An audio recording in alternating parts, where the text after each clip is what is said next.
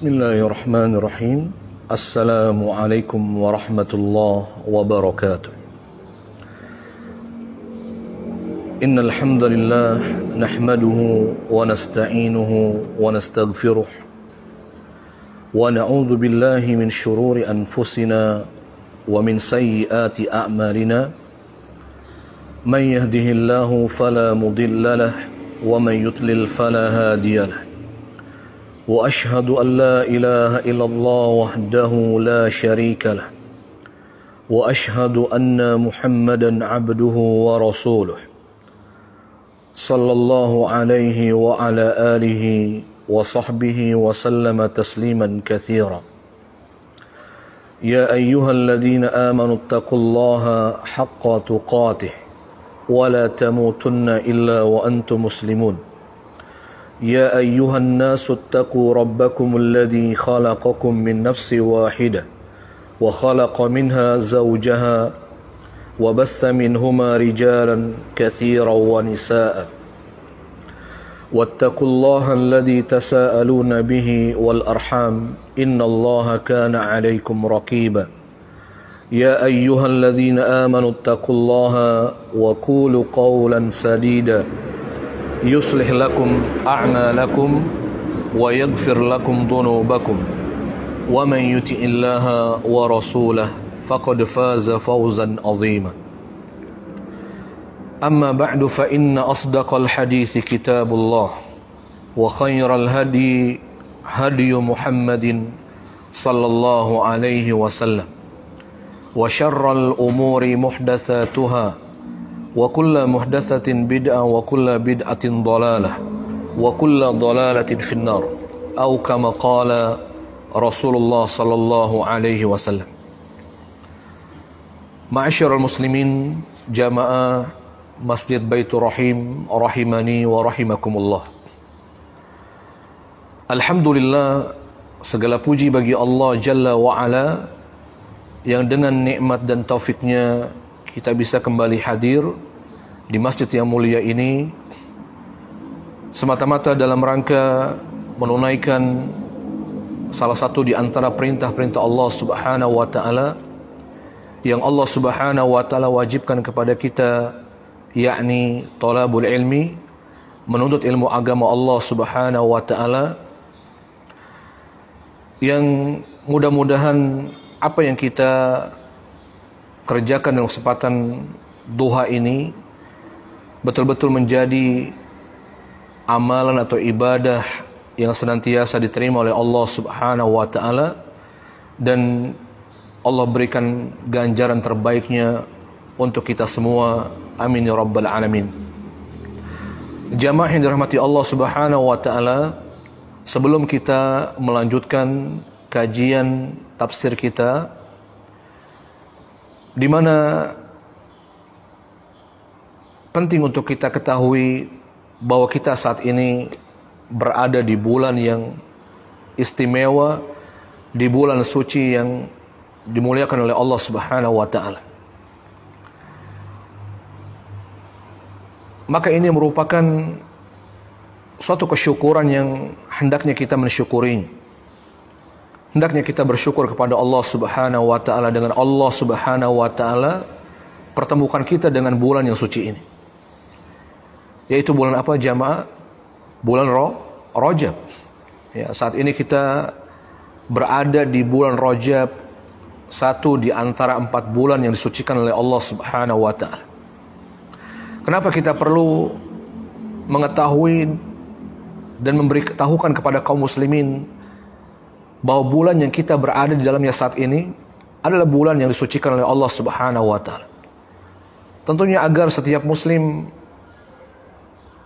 dengan itu mengetahui keutamaannya dan tidak terlewatkan waktu-waktu saat dia berada di bulan Rajab, di bulan suci ini, dari memaksimalkan waktu-waktunya untuk banyak melakukan amal-amal soleh di dalamnya. Kenapa jamaah? Ada apa dengan bulan Rajab ini? Dengan bulan suci ini? Yang mudah-mudahan apa yang kita kerjakan di pagi ini di antara memaksimalkan waktu kita untuk banyak melakukan amal saleh dalam bulan suci ini. Di mana bulan suci atau bulan Rajab ini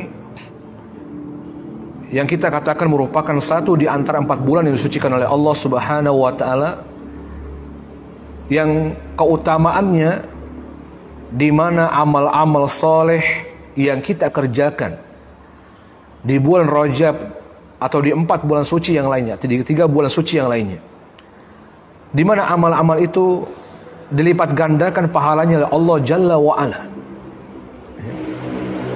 Sebagaimana juga dalam rangka mensucikan bulan ini, Allah Subhanahu wa taala pun melipat gandakan dosa atas maksiat yang kita kerjakan.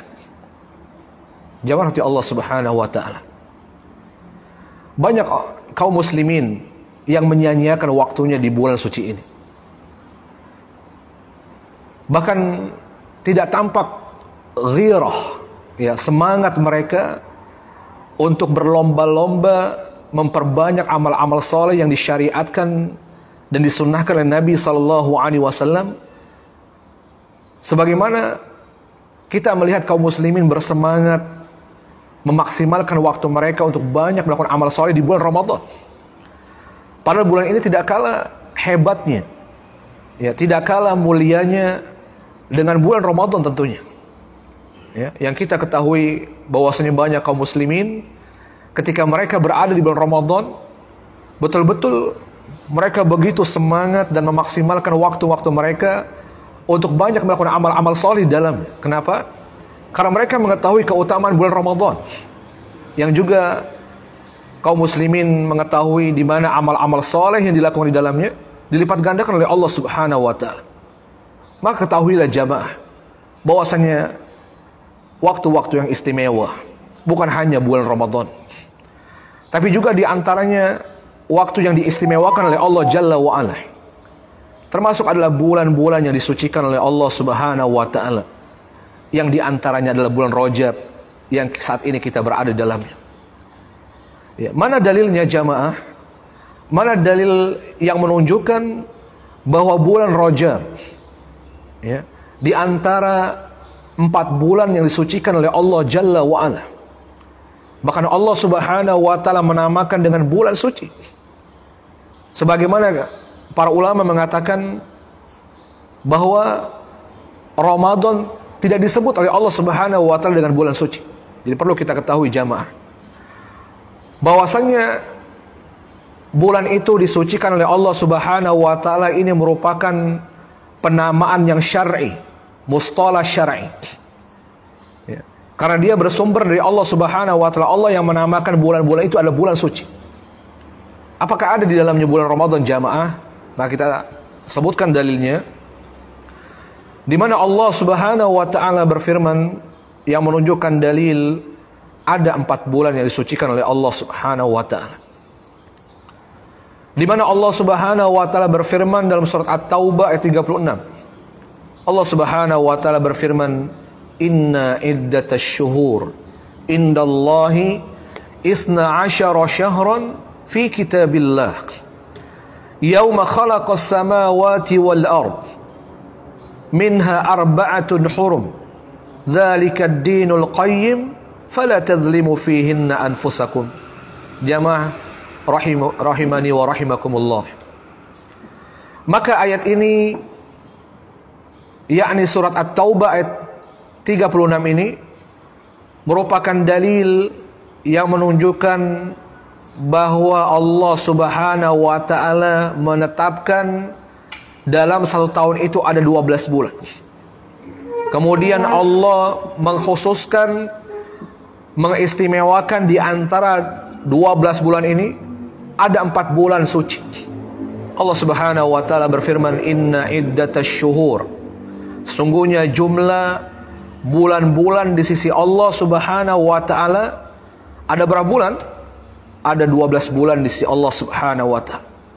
Ya, jadi ini menunjukkan bahwa yang menetapkan jumlah bulan dalam setahun itu siapa?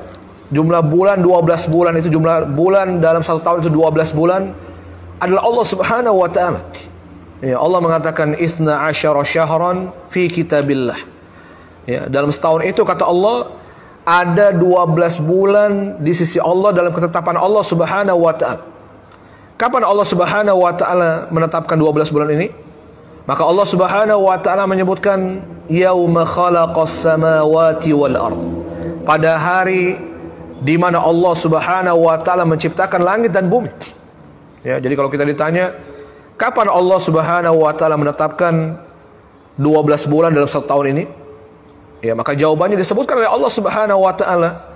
Allah mengatakan pada hari di mana Allah menciptakan langit dan bumi.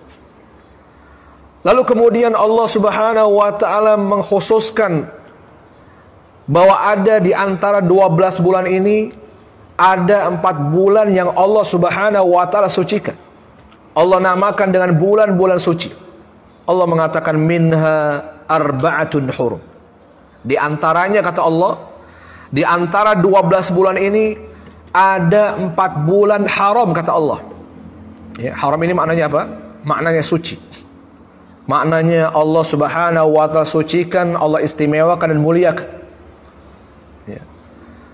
Mana yang menunjukkan kata para ulama, mana yang menunjukkan bahwa Allah Subhanahu wa taala mensucikan 4 bulan ini?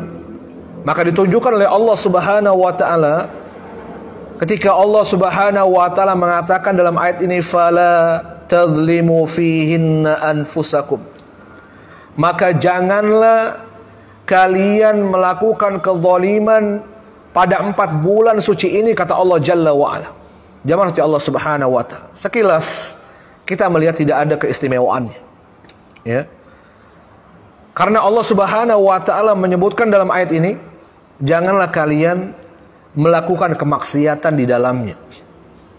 Ya. Bahkan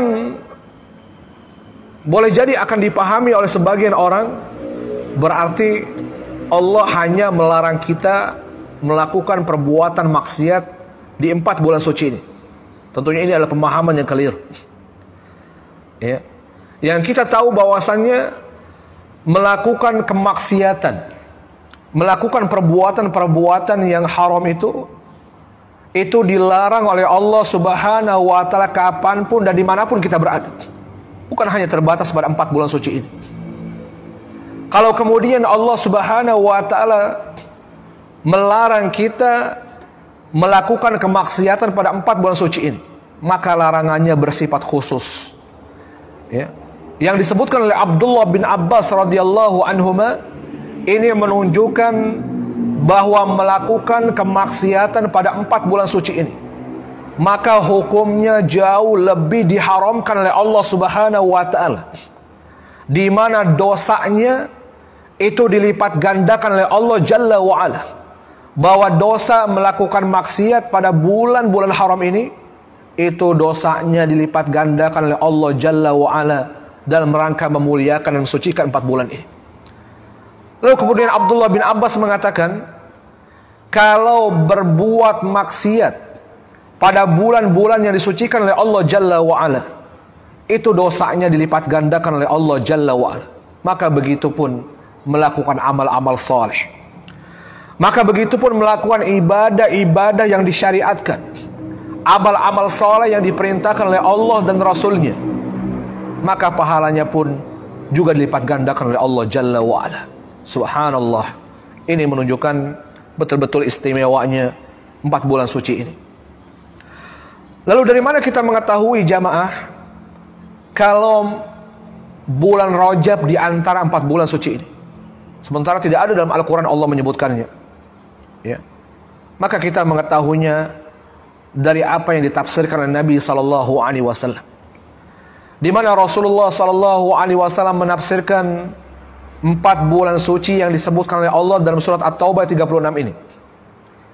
Di mana Rasulullah sallallahu alaihi wasallam menyebutkan dalam hadis sahih diriwayatkan oleh Al-Imam Al-Bukhari hadis ini, di mana Nabi sallallahu alaihi wasallam mengatakan as-sanatu 12 syahran salasatun mutawaliyat dzul qa'dati wa dzul hijjati wal muharram wa rajab rawahul Bukhari. Di mana Nabi sallallahu alaihi wasallam bersabda, Nabi mengatakan dalam 1 tahun itu ada 12 bulan. Ya. Dalam setahun itu ada 12 bulan kata Nabi sallallahu alaihi wasallam. Sebagaimana yang tadi disebutkan oleh Allah Jalla wa Ala dalam surat At-Taubah 36 ini. Kemudian Nabi sallallahu alaihi wasallam merinci apa 4 bulan suci ini? Ya. Maka Rasulullah mengatakan salasatun mutawaliyat, 3 bulannya disebutkan secara berurutan. Jadi kalau kita hafal ini, kalau kita hafal penamaan bulan Hijriyah, maka kita akan mendapatkan betul-betul bahwa 3 bulan suci ini disebutkan berurutan sebagaimana Nabi SAW menyampaikan. Ya. Antum hafal apa tidak? Ya. Hafal enggak apa namanya nama-nama bulan Hijriyah? Ya. Maka Nabi SAW mengatakan 3 bulan suci ini disebutkan berurutan. Ya, mutawaliyat kata Nabi. Yang pertama apa? Nabi SAW mengatakan Dzulqa'dah. Ya, setelah Dzulqa'dah apa? Dzulhijjah. Ya. Kemudian setelah itu apa? Wal Muharram. Ini berurutan ini. Ya, jadi kalau kita hafal ini betul-betul ya berurutan sebagaimana yang disampaikan oleh Nabi SAW. Yang pertama Nabi mengatakan Dzulqa'dah. Yang kedua wal Dzulhijjah. Yang ketiga wal Muharram. Lalu kemudian yang keempatnya terpisah. Ya, terpisah dari ketiga bulan ini. Karena kalau dia berempatnya berurutan, berarti setelah Muharram itu harusnya apa? Safar. Tapi Nabi tidak menyebutkan Safar. Ya. Tapi Nabi menyebutkan apa? Nabi menyebutkan wa Rajab dan bulan Rajab. Kita lihat jamaah, apakah ada bulan Ramadan disebutkan Nabi SAW? Ya. Yang kemudian dinamakan oleh Allah dan Rasulnya dengan bulan suci, tidak. Berarti penamaan bulan Ramadan dengan bulan suci, ya penamaan yang sebagian para ulama mengatakan bukan penamaan yang syar'i. Ya. Tidak ada hadis yang menunjukkan, yang menjelaskan atau Al-Quran yang menyatakan bahwa bulan Ramadan itu bulan suci. Ya. 4 bulan suci yang disebutkan oleh Allah Subhanahu wa taala sebagaimana yang ditafsirkan oleh Nabi SAW hanya 4 nama ini. Yang pertama Dzulqa'dah, Dzulhijjah, wal Muharram dan bulan Rajab. Ya. Ini tentunya bukan berarti bulan Ramadan tidak punya keistimewaan. Ya, Ramadan punya keistimewaan tersendiri. Ya. Namun juga kita perlu mengetahui bahwa bukan hanya bulan Ramadan yang memiliki keistimewaan, tapi juga termasuk adalah bulan Rajab yang kita berada di dalamnya, yang merupakan di antara 4 bulan yang disucikan oleh Allah Jalla wa Ala. Lalu bagaimana kita hari ini? Tidakkah kita bersemangat jamaah sebagaimana kita bersemangat ketika kita berada di bulan Ramadan? Kenapa banyak kaum muslimin ya tidak menjadikan hari-harinya di bulan Rajab sebagaimana hari-hari mereka di bulan Ramadan? Yang mereka berupaya menghidupkan hari-hari mereka dengan amal-amal soleh, yang tidak mau ketinggalan hari-harinya dari membaca Al-Quran, yang menjaga salat waktunya, ya dilakukan dengan berjamaah tepat pada waktunya, ya kemudian memperbanyak bersedekah dan seterusnya. Maka hendaknya harusnya kita ketika berada di bulan Rajab ini, ya maka betul-betul memanfaatkan, memaksimalkan waktu-waktu kita sebagaimana kita memanfaatkan dan memaksimalkan waktu-waktu kita di bulan Ramadan dengan banyak melakukan amal saleh dalamnya. Kenapa? Pada saat amal-amal itu dilipat gandakan pahalanya oleh Allah Subhanahu wa taala. Jamaah di Allah Subhanahu wa taala. Maka mudah-mudahan apa yang kita kerjakan pada kesempatan duha ini, maka dalam rangka memaksimalkan waktu-waktu kita untuk berlomba-lomba melakukan banyak amal-amal soleh yang kita meyakini bahwasannya amal-amal itu sedang dilipat gandakan pahalanya oleh Allah Subhanahu wa taala. Maka mudah-mudahan amal-amal kita diterima oleh Allah Subhanahu wa taala. Amin ya rabbal alamin.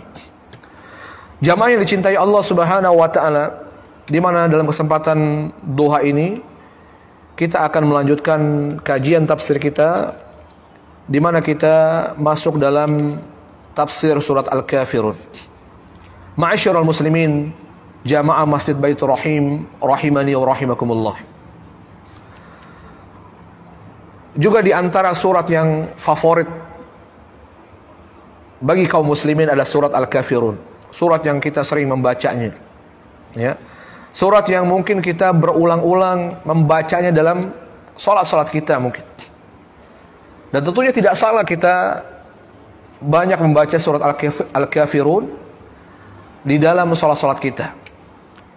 Karena memang Nabi SAW pun juga mensunnahkan kita, ya, untuk memperbanyak atau membaca surat Al-Kafirun dalam salat-salat kita. Ya.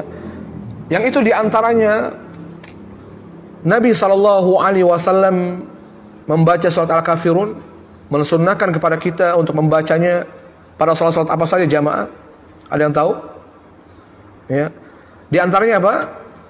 Di antaranya Nabi SAW mensunnahkan kita untuk membaca surat Al-Kafirun, di antaranya pada 2 rakaat salat qobliyah subuh. Ya, yang kita tahu bahwasanya di antara keutamaannya rakaatul fajri khairum minad dunya wa ma fiha. Ya.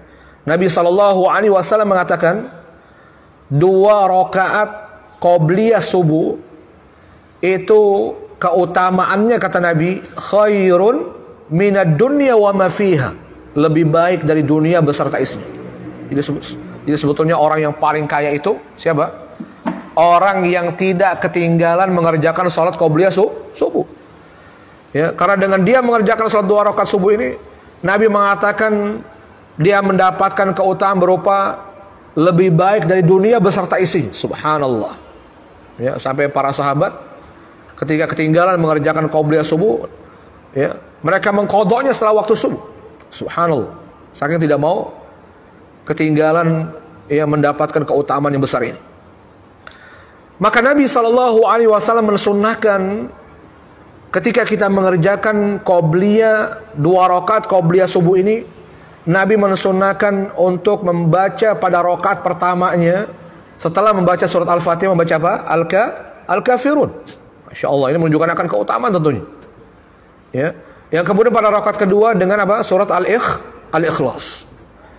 Juga surat Al-Kafirun dibaca oleh Nabi SAW ketika Nabi mengerjakan sholat ba'diyah maghrib. Ya, kita pernah menyampaikan, ya, ada kaum muslimin atau imam-imam masjid yang mereka merutinkan membaca Al-Kafirun pada salat maghrib. Padahal, ya, sunnah yang sesungguhnya itu dilakukan membaca surat Al-Kafirun pada rakaat yang pertama dan surat Al-Ikhlas pada rakaat yang kedua. Itu dilakukan atau dikerjakan ketika mengerjakan sholat ba'diyah maghrib, bukan pada sholat maghribnya. Ya.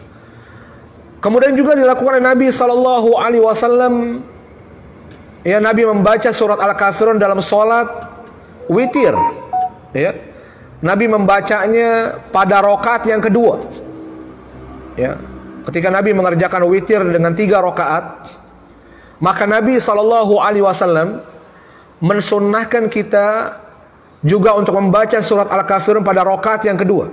Rakaat yang pertama apa suratnya? Surat apa? Al-A'la. Sabbih isma rabbikal a'la. Ya. Kemudian yang kedua baru surat Al-Kafirun. Kemudian yang ketiga surat Al-Ikhlas.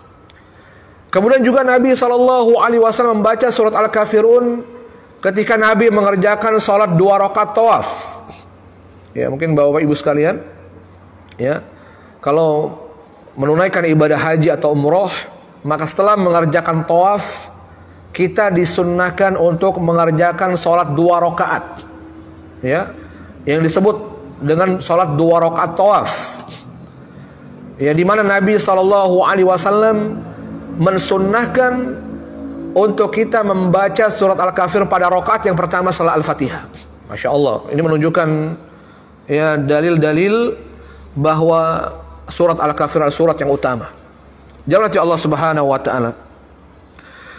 Kemudian surat Al-Kafirun ini adalah surat Makkiyah. Ya, surat yang diturunkan oleh Allah Subhanahu wa taala sebelum hijrahnya Nabi dan para sahabat, ya, dari Makkah ke kota Madinah. Ya. Kemudian surat Al-Kafirun ini surat yang kita hafal terdiri dari berapa ayat? Ada 6 ayat ya. Ada 6 ayat. Bahkan 4 ayatnya, ya, 2 ayatnya diulang oleh Allah Subhanahu wa taala pada 2 ayat berikutnya. Kemudian surat Al-Kafirun ini dia memiliki asbabun nuzul. Ada sebab-sebab diturunkannya oleh Allah Subhanahu wa taala surat Al-Kafirun. Ya. Di mana sebab turunnya surat Al-Kafirun ini disebutkan oleh para ulama, jaa fi sababi nuzuli hadhihi surah anna kuffara Quraisy aradu 'ala an-nabi sallallahu alaihi wasallam ay ya'budullaha subhanahu wa ta'ala wa yaqbalu ma jaa bih bi syartin ay yusharikahum fi ibadati alihatihim al-batilah ba'da az-zaman fanazalat hadhihi surah. Ya. Di mana para ulama menyebutkan bahwa sebab turunnya surat Al-Kafirun ini, bahwa orang-orang kafir Quraisy saat itu menawarkan, mengusulkan kepada Nabi sallallahu alaihi wasallam bahwa mereka akan beribadah kepada Allah Subhanahu wa taala, bahwa mereka mau menyembah Allah Subhanahu wa taala, wa yaqbalu ma jaa bih, dan juga mau menerima agama yang dibawa oleh Nabi sallallahu alaihi wasallam. Ya, jadi mereka orang-orang kafir Quraisy saat itu mereka mengusulkan dan menawarkan kepada Nabi sallallahu alaihi wasallam bahwa mereka mau beribadah menyembah Allah Subhanahu wa taala dan bahkan menerima agama yang dibawa oleh Nabi sallallahu alaihi wasallam bisyarat, tapi dengan syarat. Ya. Jadi ini orang-orang kafir ini bukan tujuannya ingin beribadah kepada Allah. Ya, di mana mereka mau menyembah Allah, mereka mau menerima agama yang dibawa oleh Rasulullah sallallahu alaihi wasallam, tapi dengan satu syarat. Apa itu syaratnya? Ya, di mana syaratnya ayyusyarikahu, di mana Nabi sallallahu alaihi wasallam pun mau bergabung, bersyarikat dalam peribadatan kepada Tuhan-Tuhan mereka al-batil, yang tentunya Tuhan-Tuhan yang batil, yang tidak punya hak untuk diibadahi. Jadi ini syaratnya. Ya. Jadi syaratnya bahwasanya orang-orang kafir Quraisy ini mereka mau menyembah Allah Subhanahu wa taala dan menerima agama yang dibawa oleh Rasulullah sallallahu alaihi wasallam dengan syarat apa? Dengan syarat Rasulullah sallallahu alaihi wasallam pun mau menyembah Tuhan-Tuhan yang mereka sembah, Tuhan-Tuhan yang batil, yang tidak berhak untuk disembah selain Allah Subhanahu wa taala.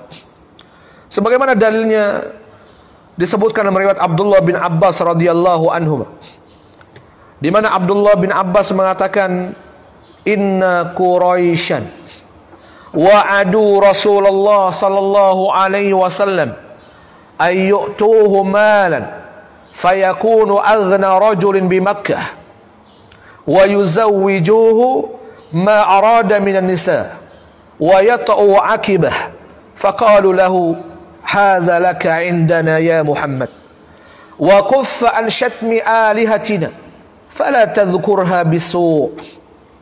Ya, di mana Abdullah bin Abbas menyebutkan, meriwayatkan tentang sebab turunnya surat Al-Kafirun ini, di mana Abdullah bin Abbas mengatakan, inna Quraisyan, sungguhnya orang-orang kafir Quraisy, wa'adu Rasulullah sallallahu alaihi wasallam, mereka menjanjikan kepada Rasulullah sallallahu alaihi wasallam. Apa yang dijanjikan orang-orang kafir Quraisy kepada Nabi sallallahu alaihi wasallam? Yang pertama adalah ayyutuhu malan fayakunu aghna rajulin bi Makkah. Ya. di mana yang mereka janjikan kepada Rasulullah yang pertama, bahwa mereka akan memberikan harta yang diinginkan oleh Nabi Sallallahu Alaihi Wasallam. Sehingga kemudian jadilah Nabi Sallallahu Alaihi Wasallam orang yang paling terkaya di kota Makkah. Ini dijanjikan oleh kafir Quraisy. Ya. Jadi kafir Quraisy ini ya menjanjikan kepada Nabi Sallallahu Alaihi Wasallam untuk berdamai, ya, untuk berdamai agar Nabi Sallallahu Alaihi Wasallam ya tidak memusuhi Tuhan-Tuhan yang mereka sembah, tidak mencela Tuhan-Tuhan yang mereka sembah selain Allah Subhanahu Wa Taala. Maka mereka menawarkan kepada Nabi Sallallahu Alaihi Wasallam bahwa mereka akan menjadikan Nabi orang yang paling kaya di kota Makkah. Ya. Kemudian janji yang kedua adalah, atau tawaran yang kedua yang ditawarkan kepada Nabi Sallallahu Alaihi Wasallam, wa yuzawwijuhu ma arada minan nisa, di mana mereka menawarkan untuk menikahkan Nabi Sallallahu Alaihi Wasallam dengan wanita-wanita yang diinginkan oleh Nabi. Masya Allah. Ya, kalau antum ditawarkan gini gimana ini? Ya, tapi syaratnya menyembah Tuhan-Tuhan mereka masalahnya. Ya. Jadi yang ditawarkan oleh kafir Quraisy ini, ya, untuk berdamai antara mereka dengan Nabi Sallallahu Alaihi Wasallam, ya, agar mereka tidak berseteru, ya, karena peribadatan Tuhan-Tuhan yang berbeda yang disembah oleh Nabi dan disembah oleh orang-orang kafir ini. Ya, yang pertama apa? Yang pertama, Nabi ditawarkan harta sehingga mereka akan jadikan Nabi orang yang paling terkaya di kota Makkah. Yang kedua, mereka menawarkan Nabi Sallallahu Alaihi Wasallam wanita-wanita mana saja yang disukai Nabi, mereka akan nikahkan dengan Nabi Sallallahu Alaihi Wasallam sebanyak apapun yang diinginkan Nabi. Masya Allah. Ya. Kemudian yang ketiga, wa yata'u akibah, mereka akan mengikuti Nabi dan menjadikan Nabi sebagai sultannya, sebagai penguasa mereka.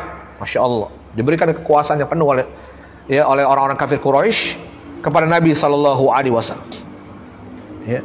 Ini yang ditawarkan dan dijanjikan kafir Quraisy kepada Nabi Sallallahu Alaihi Wasallam.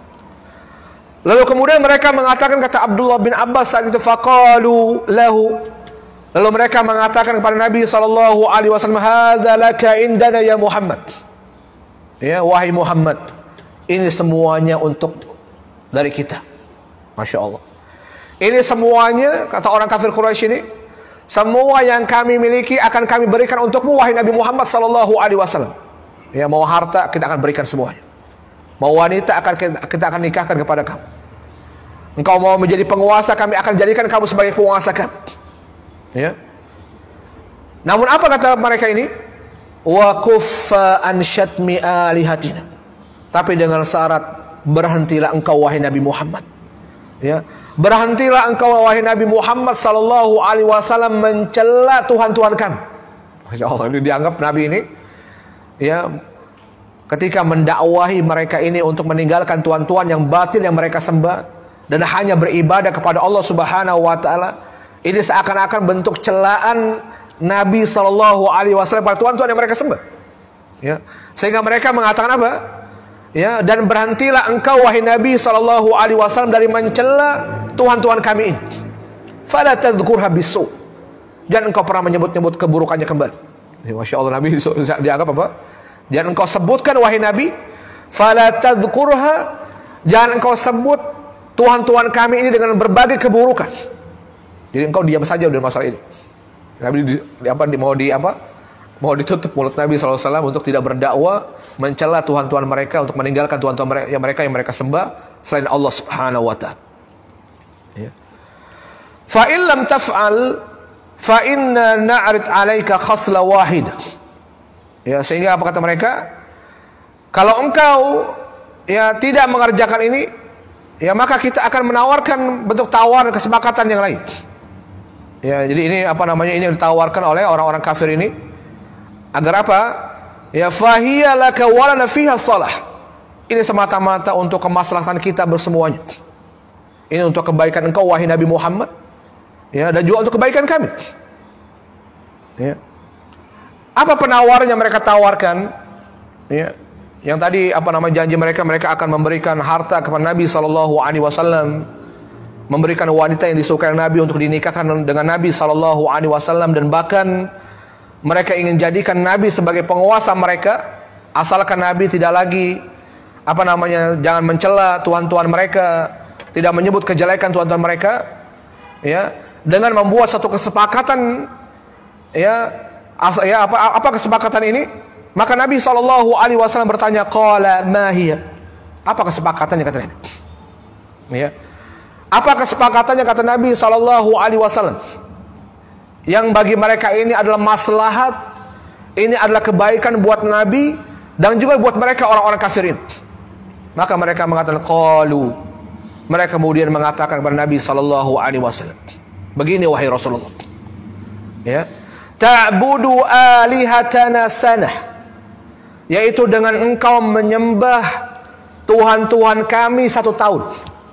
Jadi tahu penawaran, jadi kesepakatan yang ditawarkan oleh kafir Quraisy, ya, yang mereka menjanjikan Nabi kalau menyepakati dengan sepakatan ini, mereka akan memberikan harta dan menjadikan Nabi orang yang paling kaya di kota Makkah, dan memberikan wanita-wanita yang disukai Nabi untuk dinikahkan dengan Nabi SAW. Dan juga Nabi akan dijadikan sebagai penguasa mereka, yang mereka akan mengikuti Nabi SAW. Ya, tapi Nabi harus menyepakati ini. Apa itu kesepakatannya? Mereka mengatakan ta'budu alihatana sana, yaitu dengan engkau menyembah Tuhan-Tuhan kami 1 tahun saja, kata mereka. Ya. Wa na'budu ilahaka sana, dan setelah itu kami akan menyembah Tuhanmu wahai Muhammad 1 tahun. Masya Allah ini ya. Kalau kita gimana Bapak? Kalau kita ditawarkan seperti ini, ya, cuma 1 tahun Bapak, kita disuruh ya ikut beribadah dengan peribadatannya orang-orang kafir. Lalu bahkan mereka mau nantinya, ya, maka mereka nantinya mau akan menyembah Allah Subhanahu wa Ta'ala, Tuhan yang kita sembah. Bahkan bukan hanya itu, ya, mereka mau menyembah Tuhan kita, mereka mau beribadah seperti ibadahnya kita. Bahkan mereka menjanjikan mengiming-imingkan dengan dunia. Kira-kira kita terima apa enggak gini kalau kita sebagai Nabi? Ya, gimana Bapak? Atau secara politik ini, ya, kan biasanya begitu ya, kalau politik, wah nggak apa-apa deh kita ngalah dulu, ya, kita tarik ulur, nggak apa-apa lah ngikutin kemauan mereka sebentar, toh nantinya mereka akan ikuti kemauan kita, mungkin akan diterima. Ya mungkin banyak manusia kalau seandainya ditawarkan dengan penawaran semacam ini, dengan alasan-alasan sia-sia misalnya, alasan-alasan politik, ya, alasan, ya, dengan kita menerima tawaran mereka ini maka kita akan menguasai mereka, ya, kita akan membuat mereka kemudian ikut dengan kita menyembah, ya, mengikuti agama kita. Mungkin banyak orang akan menerima penawaran ini, tapi kita lihat Nabi SAW tidak, ya. Maka Nabi SAW kemudian mengatakan kepada mereka, Pak, Nabi tidak menyepakati, ya, Nabi tidak langsung menyepakati kesepakatan yang mereka tawarkan. Sehingga Nabi SAW mengatakan, hatta andur ma ya'ti min indi rabbi. Apa kata Nabi SAW?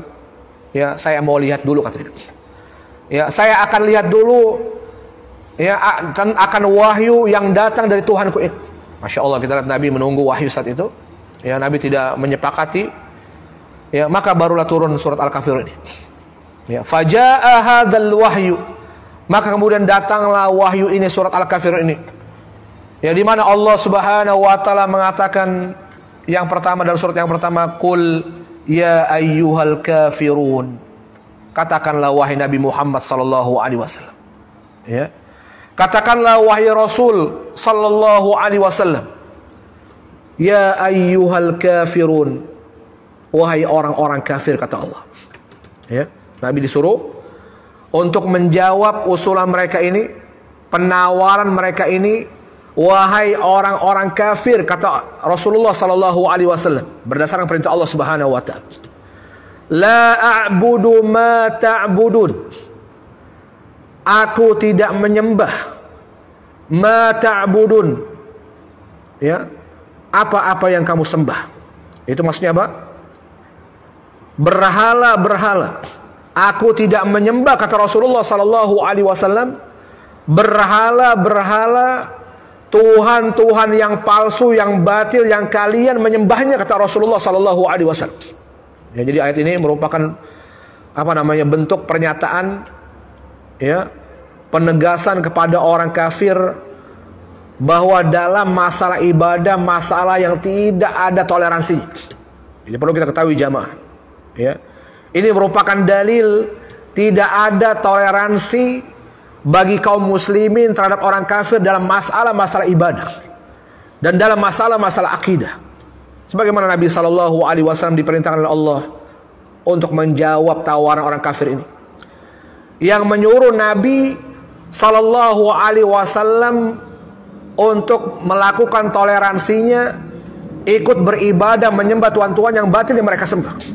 Maka Nabi SAW disuruh oleh Allah mengatakan, la a'budu ma ta'budun. Aku tidak menyembah berhala-berhala, Tuhan-Tuhan kalian yang batil, yang palsu, yang tidak punya hak untuk disembah, yang kalian telah menyembah.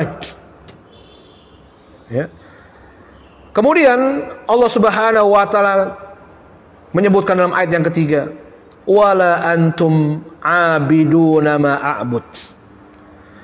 Dan kalian pun, kata Allah Subhanahu wa taala, ya, menyuruh nabinya sallallahu alaihi wasallam mengatakan kepada orang-orang kafir ini, wala antum abiduna ma a'bud. Dan kalian pun tidak akan menyembah, dan kalian pun tidak akan pernah menyembah Allah Subhanahu wa taala, Tuhan yang esa, yang satu-satunya berhak untuk diibadahi oleh manusia, yang aku telah menyembahnya, kata Nabi sallallahu alaihi wasallam. Ya, jadi ayat ini, ya, kedua ayat ini kata para ulama itu adalah untuk menjelaskan keadaan saat itu, bahwasanya saat ditawarkannya Nabi sallallahu alaihi wasallam untuk menyembah Tuhan-Tuhan yang batil yang disembah oleh orang kafir ini, maka saat itu Nabi menolak, ya, mengingkari bahwa Nabi tidak akan pernah menyembah. Ya, saat itu, ya, atau sekarang ini, saat Nabi mengatakan kepada orang-orang kafir ayat ini, ya, bahwa Nabi SAW tidak akan menyembah, ya, tidak akan pernah menyembah Tuhan-Tuhan yang batil yang disembah oleh orang kafir Quraisy ini. Sebagaimana mereka pun saat itu pun tidak akan pernah menyembah Allah Subhanahu wa taala, Tuhan yang esa, yang satu-satunya memiliki hak untuk disembah. Kemudian adapun ayat yang berikutnya yang merupakan takror, kata para ulama, bentuk pengulangan dari ayat yang kedua, ya, dan ayat yang keempat ini, di mana Allah Subhanahu wa taala menyuruh Nabi kita Muhammad sallallahu alaihi wasallam menyatakan kembali, ya, seperti yang sama yang disebutkan pada ayat yang kedua, di mana Allah menyuruh Nabi Muhammad mengatakan, wala ana abidum ma abadtum. Dan aku tidak menyembah, dan aku tidak menyembah Tuhan-Tuhan yang batil yang kalian sembah. Ya, maka yang kedua ini, pengulangan yang kedua kata para ulama, ini adalah litakid, untuk penegasan, ya, menegaskan, ya, alladhi yahmil al-muqtarihin alal ya'si min qabuli rasul iktirahahum biibadati alihatihim ma'hum sana. Untuk menegaskan, di mana penegasan ini membuat orang-orang yang mengusulkan tadi, ya, mengusulkan Nabi untuk beribadah setahun menyembah Tuhan-Tuhan mereka, lalu kemudian mereka akan menyembah Allah Subhanahu wa taala setahun bersama Nabi sallallahu alaihi wasallam. Ini untuk menegaskan, membuat orang-orang kafir ini semakin putus asa, ya, putus asa mengharapkan Nabi sallallahu alaihi wasallam bisa menerima usulan mereka. Ini Masya Allah. Jadi pengulangan ini kata para ulama ini sebagai bentuk penegasan yang membuat orang-orang kafir yang mengusulkan agar Nabi menerima usulan mereka untuk menyembah Tuhan-Tuhan mereka setahun, lalu kemudian mereka mau menyembah Allah Subhanahu wa taala setahun bersama Nabi sallallahu alaihi wasallam, putus asa bahwa Nabi tidak akan pernah menerima usulan ini. Jadi ini hikmahnya kenapa Allah Subhanahu wa taala mengulang, ya, ayat yang keempat ya, sama maknanya dengan ayat yang kedua, adalah untuk apa? Membuat orang-orang kafir putus asa. Ya. Membuat orang-orang kafir putus asa bahwa Nabi SAW tidak akan sekali-kali menerima usulan mereka. Ya. Dan juga yang kedua maknanya, kata para ulama, untuk membedakan bahwa ayat yang keempat ini itu tidak akan pernah dilakukan di masa yang akan datang selama-lamanya oleh Nabi SAW. Kalau tadi yang ayat yang kedua, ya, bahwasanya saat itu Nabi SAW ketika ditawarkan, diusulkan untuk menyembah tuhan-tuhan yang batil yang mereka sembah, ya, maka pada saat itu pun Nabi langsung menolak, tidak akan pernah menyembah tuhan-tuhan mereka saat itu. Adapun yang keempat, ayat yang keempat, ya, pengulangan pada ayat yang keempat ini itu menunjukkan bahwa kedepannya pun, ya, bahwasanya fil mustaqbal, ya, pada masa yang akan datang pun Nabi selama-lamanya tidak akan pernah menyembah tuhan-tuhan batil yang mereka menyembahnya.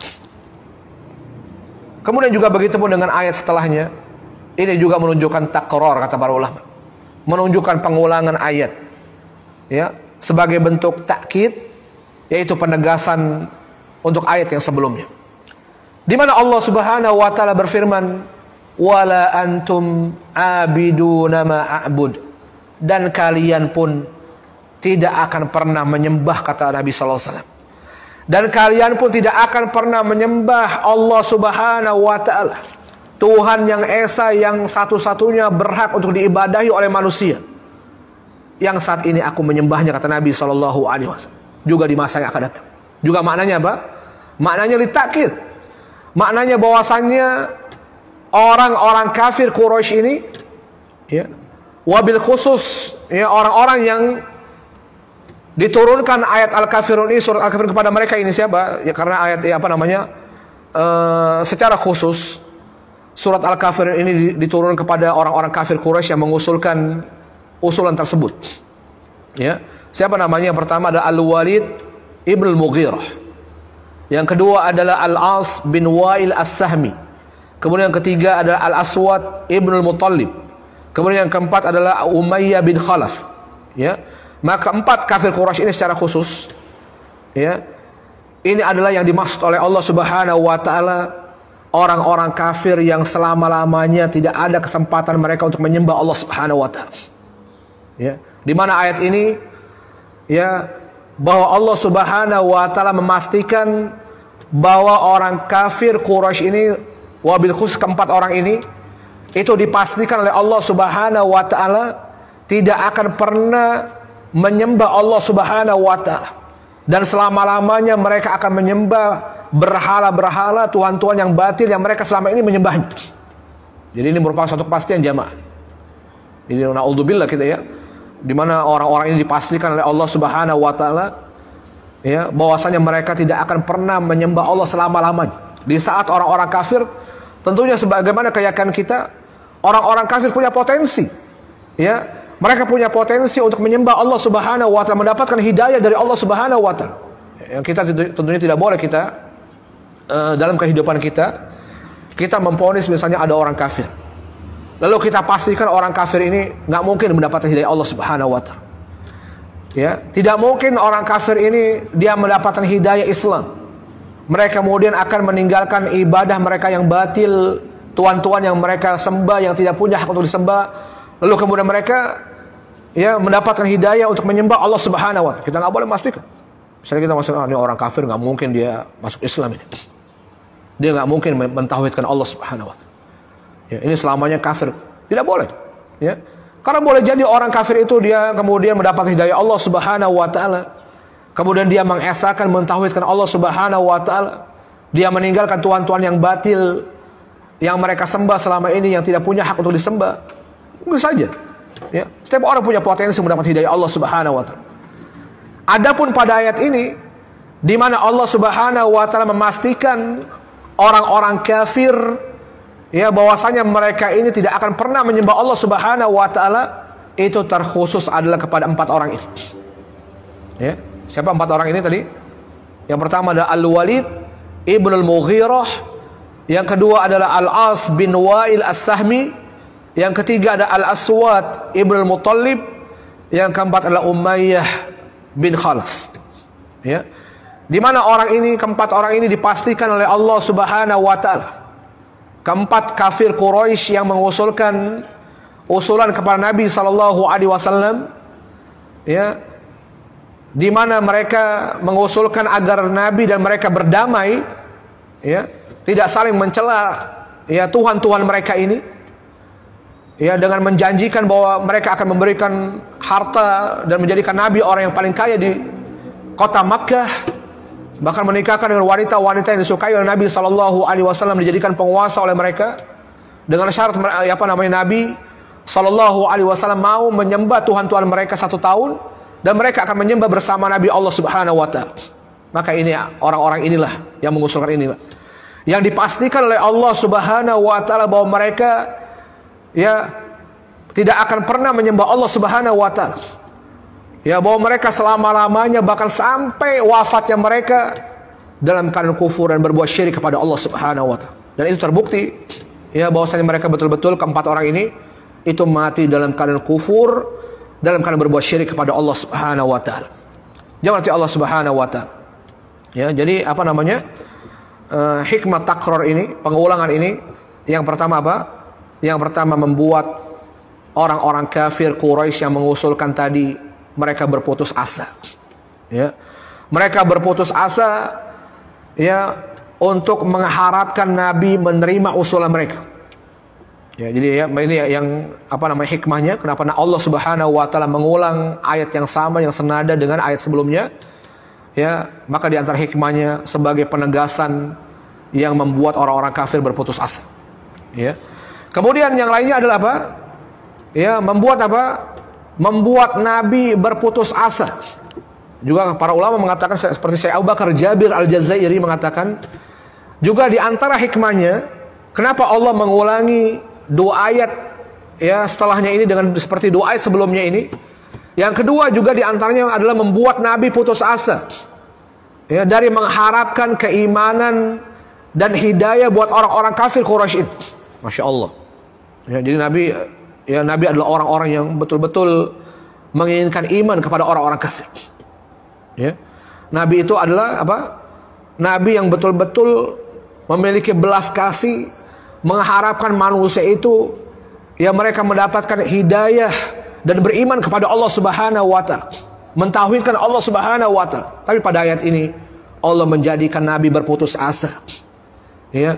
Berputus asa mengharapkan keempat kafir Quraisy ini, ya, untuk menjadi orang yang beriman, ya, menerima ibadah Allah Subhanahu wa taala, untuk beribadah kepada Allah Subhanahu wa taala. Masya Allah. Masya Allah, Nabi dibuat berputus asa ini.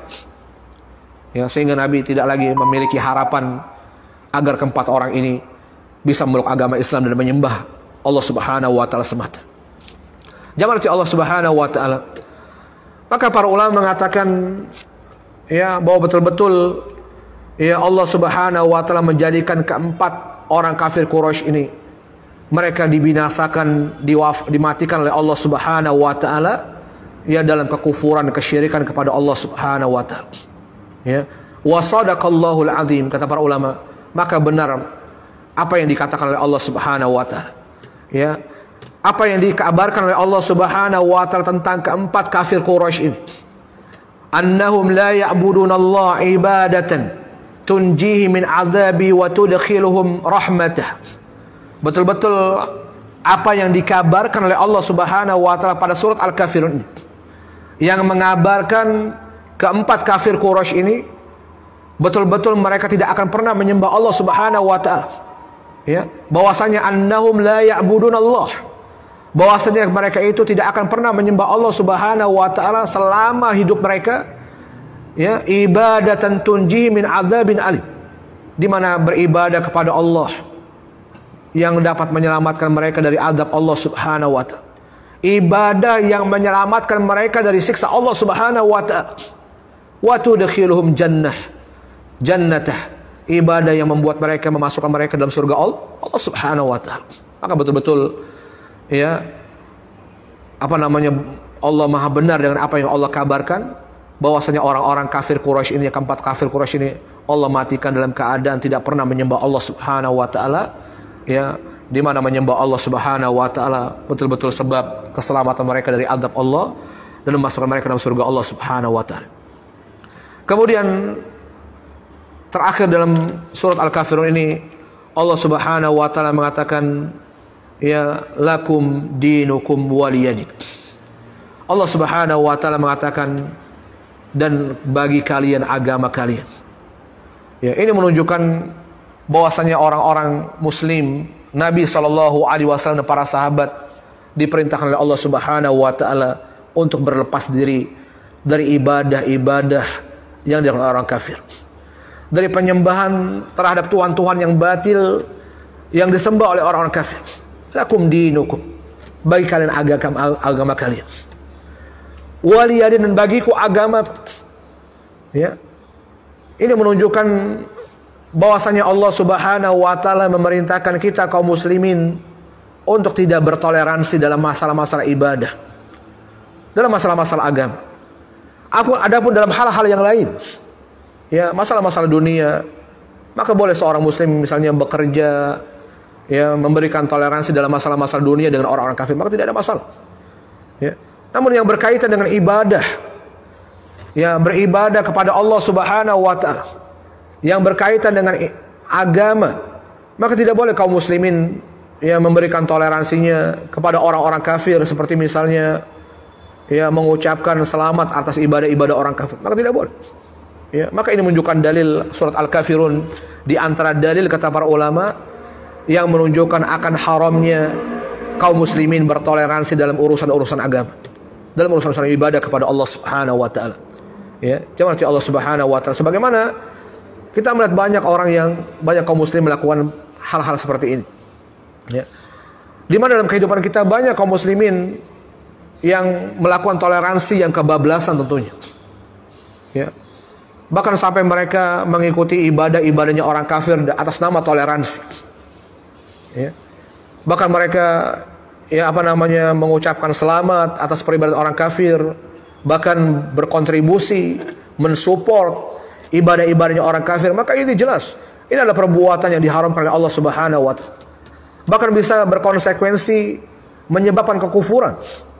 Ya, karena seakan-akan kita membenarkan, ya, menyetujui, ya, peribadatan orang-orang kafir di mana mereka menyekutukan Allah Subhanahu wa taala, berbuat syirik kepada Allah Subhanahu wa taala.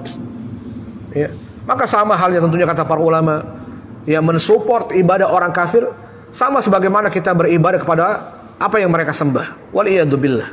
Yang tentunya konsekuensi adalah kekufuran. Ya, maka ini adalah tentunya sesuatu yang perlu kita ketahui, bahwasanya kita dibatasi untuk melakukan toleransi, bahkan diharamkan melakukan toleransi dalam masalah ibadah dan agama kita. Wallahu a'lam bishawab. Mungkin itu saja yang saya sampaikan kesempatan kali ini, mudah-mudahan, ya, yang sedikit yang bermanfaat buat kita. Ya, maka sebelum kita tutup, mungkin ada yang bertanya, silakan. Ustaz, ya. Kalau sebab turunnya ayat surah ini, itu kan orang-orang kafir Quraisy itu menawarkan tawaran tadi ya Rasulullah. Yeah. Apakah ada solusinya nggak? Pada saat itu penyebaran Islam cukup besar sehingga mereka tawarkan. Gimana? Ada nih? Apakah di zaman itu memang perkembangan Islam itu semakin pesat sehingga mereka khawatir, saking khawatirnya mereka tawarkan yang tadi 4 hal itu, Ustaz. Iya, memang betul ya. Jadi penyebaran mungkin orang-orang kafir saat itu, ya, melihat begitu banyaknya orang yang memeluk agama Islam, ya, mereka khawatir, ya, orang-orang kafir khawatir, ya, dengan semakin masifnya orang-orang kafir mereka memeluk agama Islam, ya, maka mendapatkan hidayah Islam, ya, maka akhirnya apa? Ya, maka akhirnya mereka menawarkan penawaran ini, betul. Ya, juga diantara yang timbulnya usulan ini karena apa? Karena mereka tidak ingin berseteru dengan Nabi. Jadi mereka ingin sudahlah kita berdamai saja, ya. Jadi mereka mereka tidak ingin ada perseteruan di antara mereka. Ya, seperti yang tadi dikatakan orang kafir ini, agar Nabi SAW berhenti mencela Tuhan-Tuhan mereka, ya apa namanya mendakwahi agar mereka meninggalkan tuhan-tuhan mereka yang ini bagi mereka adalah sebuah celaan terhadap tuhan-tuhan mereka ini, ya maka mereka akan menawarkan ini. Jadi yang paling krusial tentunya dalam hal ini itu disebabkan karena mereka merasa tuhan-tuhan mereka dicela oleh Nabi SAW. Ya, jadi untuk berdamai, ya untuk agar tidak saling mencela antar Tuhan yang mereka sembah ini, maka mereka menawarkan tawaran. Ya biar mereka berdamai, udahlah kita nggak usah ribut-ribut maksudnya gitu ya. Kita nggak usah bertikai, kita nggak usah saling mencela tuhan-tuhan kita. Ya maka akhirnya mereka tawarkan dengan tawaran ini. Ini yang banyak dijelaskan oleh para ulama tentang hal ini. Nah, ya silakan. Ini sebenarnya berkaitan tentang fikih nih. Iya. Ini masih berkaitan tentang surat Al-Kafirun. Misalkan kalau yang tadi disebutkan ya kalau surat Al-Kafirun kan membaca sunnahnya kan dia maghrib misalnya. Iya. Di rakaat pertama. Misalkan kita sholat berjamaah dan imam itu membaca sholat maghribnya surat Al-Kafirun misalnya. Iya. Apakah kita di dia maghribnya kita membaca surat Al-Kafirun juga atau lebih baik surat yang lain? Lebih utama mana? Iya. Al-Kafirun udah dibaca di sholat. Iya. Bagaimana dengan fenomena yang saat ini kita banyak melihat imam-imam masjid ketika mereka melakukan sholat maghrib itu, di mana mereka merutinkan membaca surat Al-Kafirun dan juga surat Al-Ikhlas. Ya, surat Al-Kafirun pada rakaat yang pertama dan surat Al-Ikhlas pada rakaat yang kedua. Yang tentunya ini ya tidak ada dalilnya, ya tentunya tidak ada dalilnya, tidak ada dalil yang mensunahkan bahkan merutinkan, melazimkan untuk membaca surat Al-Kafirun pada rakaat yang pertama dan surat Al-Ikhlas pada rakaat yang kedua dalam salat maghribnya, ya dalam salat maghrib yang dikerjakan. Ya. Sedangkan yang sunnah adalah Nabi mensunnahkan ya untuk membaca surat Al-Kafirun itu pada salat ba'diyahnya. Jadi salat ba'diyah maghrib justru yang disunnahkan oleh Nabi SAW untuk kita membaca surat Al-Kafirun pada rakaat yang pertama setelah Al-Fatihah dan Al-Ikhlas pada rakaat yang kedua setelah Al-Fatihah. Ya. Lalu bagaimana kalau seandainya tadi kita telah mendapatkan imam kita membaca surat Al-Kafirun pada salat maghrib? Ya, apakah kemudian ketika kita salat sunnah lalu kita membaca surat yang lainnya? Tentunya tidak seperti ini. Ya.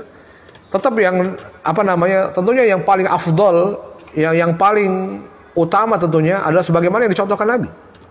Ya. Tentunya tidak ada ibadah yang lebih utama dari apa yang dicontohkan Nabi SAW. Ya, tidak ada ibadah yang lebih baik daripada ibadah yang dicontohkan Nabi SAW. Ya, maka bagaimana tentunya apa yang kita lakukan ketika kita sholat ba'diyah maghrib, yang kita mendapatkan tadi imam telah membaca sholat Al-Kafirun pada sholat maghribnya. Ya, maka tentunya ini tidak menghalangi kita ya kemudian untuk menggantikan surat Al-Kafirun dengan surat yang lainnya. Ya, tidak ya. Tetap kita mengambil atau mengikuti apa yang disunnahkan oleh Nabi SAW. Ya, jadi kita tetap salat ba'diyah maghribnya dengan membaca surat Al-Kafirun. Ya. Dan tidak walaupun ini juga bukan suatu keharusan, maksudnya bukan berarti kemudian kita sama sekali nggak boleh kita membaca surat-surat yang lainnya. Tapi kalau kita berbicara afdoliyah, berbicara mana yang lebih utama, membaca Al-Kafirun atau surat-surat yang lainnya, tentunya lebih utama adalah membaca surat Al-Kafirun karena itu dicontohkan oleh Nabi SAW. Tapi bukan berarti kemudian kalau ada misalnya seorang yang mengerjakan salat ba'diyah maghrib lalu dia membaca surat yang lain selain Al-Kafirun, apakah sah salatnya? Sah salatnya. Ya, kalau kita bicara fikih, maka apakah sah salat orang yang membaca ba'diyah maghrib dengan surat yang lainnya selain Al-Kafirun? Maka jawabannya sah.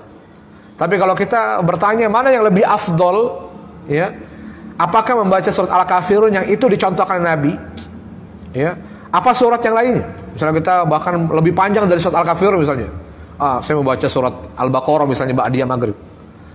Ya, kalau kita bicara dari sisi afdoliyah, mana yang lebih afdol kita membaca pada rakaat pertama ba'diyah maghrib dengan Al-Baqarah dengan Al-Kafirun yang dicontohkan Nabi? Ya, tentunya jawabannya adalah ya, yang paling afdol adalah apa yang mendekati sunnah.